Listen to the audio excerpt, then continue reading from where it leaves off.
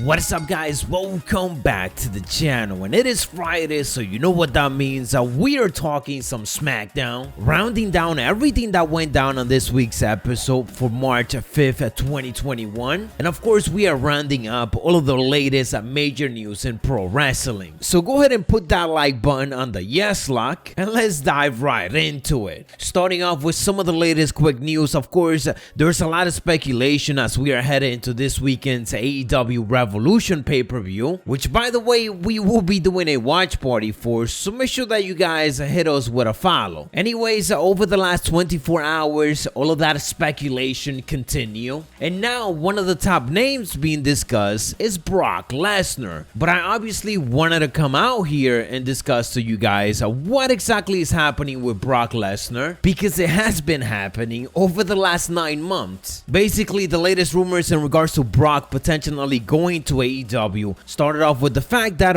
we gotten some new reports for whatever reason indicating that Brock Lesnar merchandise has been removed from WWE website. The problem with this is that Brock Lesnar merchandise has been removed from WWE website literally for over 9 to 6 months now. Yes, Brock Lesnar contract with WWE expired at last year's WrestleMania, and his merchandise deal expired right after that, which is again why we haven't seen them and why this is old news already, old news that is being brought up now as we're set to be getting a massive surprise at AEW Revolution. Now, of course, it could end up being Brock Lesnar, but the point of it is we shouldn't be going by this, as this is just old news, and it looks like some sites are pretty much trying to get some traffic from all of it by bringing it back up. One thing that we do know is Tony Khan hinting at the fact that this superstar that is joining AEW is said to be a male, and he is one of his all-time favorite wrestlers. And the more I think about it, the more it feels like it might end up being somebody like Kurt Angle. Going back to Brock Lesnar, he is a businessman, so next thing you know he could show up at AEW, but I just don't think Vince McMahon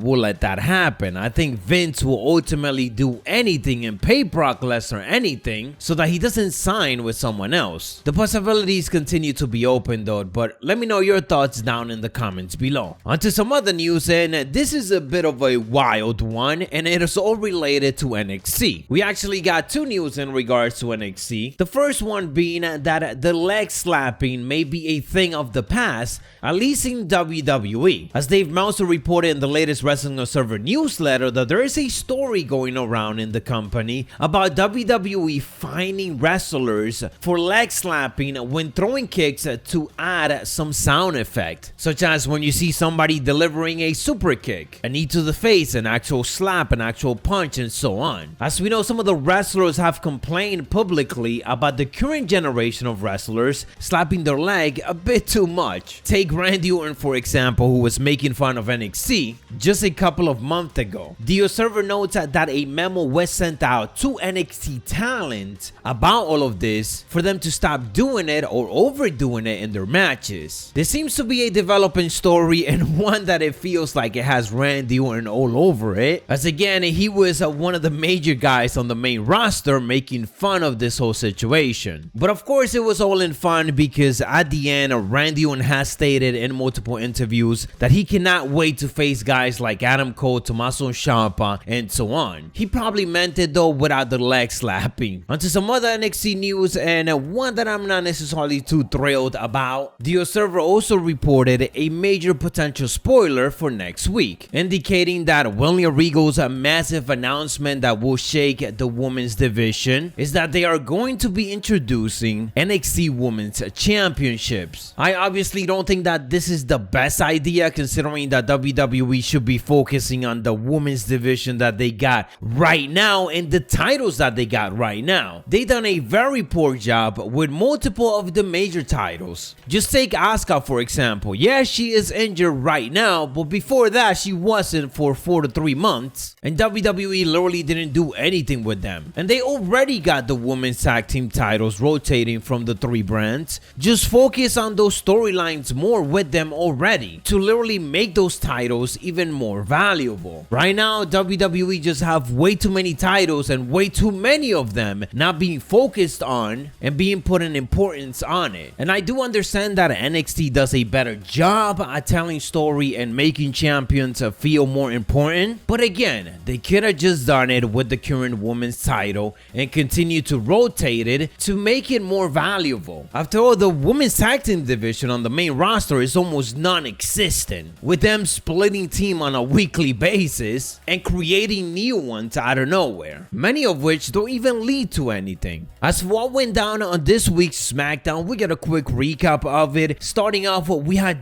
Bryan coming out, once again emphasizing that he is not going to let anybody step ahead of him as we are headed to WrestleMania. He is disappointed that he failed to win the Royal Rumble, and he is upset that he is not the one going to WrestleMania, but instead we got Edge and Roman Reigns, who barely compete on weekly television, getting the big spotlight at the big event. Basically, everything that Bryan was saying on this pretty much indicated that WWE is gonna end up adding him to that WrestleMania match, and I am all down for that triple threat. All of this led to Roman Reigns coming out and then Jey Uso trying to attack Bryan, but Bryan had the best of him this time around. This of course built out to the steel cage match later on tonight. We get Sami Zayn coming out. He is getting ready for a tag team match, the same one that we got last week, him and Baron Corbin taking on the Street Profit. But Baron Corbin comes out and he's like, I'm not having a tag team match. Instead, I'm here for a one-on-one competition. The Street Profit says that they're down. Sami Zayn is confused because they were supposed to have a tag team, so of course he is upset. Nonetheless, King Corbin goes on and defeat Montez Ford. Corbin leads, and all of it leads to Sami Zayn now taking Angelo Dawkins for another one-on-one match. Angelo Dawkins picks up the victory. Sami Zayn is all pissed off and even hit one of his cameramen.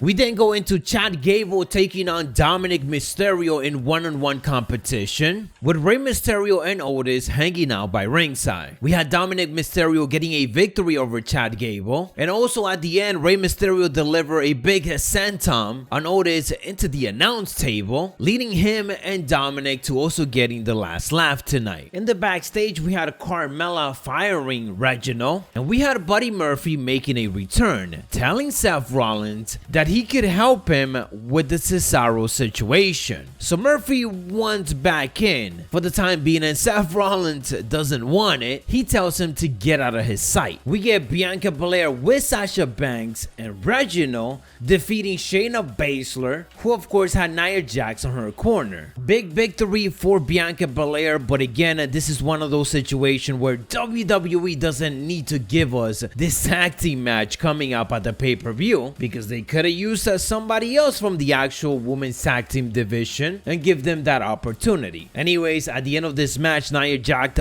bumped into Sasha Banks because of Reginald, so Sasha Banks got all pissed off and she tells Reginald to get out of her business. We get Cesaro tapping out Murphy, and after the match, Seth Rollins, who was watching, gives Cesaro a fake applause from the announce desk, and Cesaro smiles at him. In the backstage, Nia Jax says that Reginald is kind of cute. Shayna Baszler doesn't agree, but it looks like Reginald found someone new to bring champagne to. Before the main event, we get a quick segment of Bayley's Ding Dong Hello. It didn't leave too much. It looks like WWE just wanted to put her on TV, and Apollo Crews comes out. He's continuing that gimmick. Now he got some guards next to him, and he got the Triple H golden shovel. Not really, but you know what I mean. They're committed with this gimmick. The one thing that I don't like is that they didn't have to have Apollo Crews come out and continue to do the fake accent. Regardless, he went out there and he delivered the message that he wants a rematch for the Intercontinental Championship against Big E. And then it is a main event time. For whatever reason, WWE decided to have Corey Graves tell us how a steel cage match works. So thank you, Corey Graves, I guess. Bryan is out first, then Jey Uso, and of course Roman Reigns is watching by ringside. say. This was a heck of a one-on-one match. They both brought it. It was brutal. A lot of high spots, and at one point we even had Jey Uso just beating down on Daniel Bryan so hard that it literally made me feel like Daniel Bryan was gonna get hurt or something. In the end though, Daniel Bryan picked up the victory while Roman Reigns was just looking on. I really thought he was gonna get involved or at least attack Daniel Bryan in the end, but he didn't, as Daniel Bryan was just celebrating and the show goes off the air. All of this means that at Fastlane we are going to be getting Daniel Bryan versus Roman Reigns one-on-one for the Universal Championship, and Roman Reigns is obviously not too happy about it. Anyways guys, that is all the latest and what went down on this week's SmackDown. Let me know your thoughts down in the comments below. How do you like the show this week, and are you excited for Daniel Bryan to take on Roman Reigns? If you enjoy or found it informative, don't forget to elbow drop it and hit those notifications. I'll catch you on the next one, so stay savage.